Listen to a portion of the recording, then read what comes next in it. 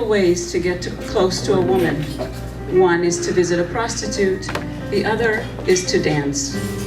The madams have employed tango musicians to entertain the men while they wait. So like the other men who wait, who hope one day to court a woman they might marry, he uses the opportunity to practice his dancing by dancing with other men. And sometimes, when he can afford to pay for extra time, he practices with a prostitute.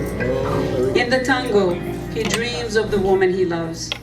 In the tango, he finds the intense human connection, whether with other men as they compete against each other, yet also help each other to become better dancers for the sake of the love of a woman, or with a woman, a passionate, powerful connection, rooted in need, desperation, desire, and sometimes heartbreak. It is the potential wives and sweethearts who live in the tenement blocks, Los Coventillos, that the man is hoping for a chance to dance with. But these women are few in numbers and can choose any man. With so much competition from many other men on the dance floor, if he wants a woman to dance with him, he must be a good dancer.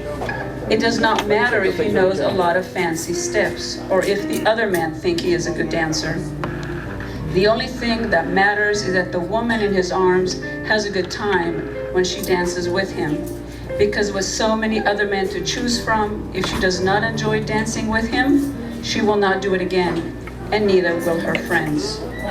Yet he must depend on a friend who is already a skilled dancer to introduce him to a woman who will dance with him, because no woman will dance with a man she has not seen dance before. When the first woman agrees to dance with him, it becomes his rite of passage.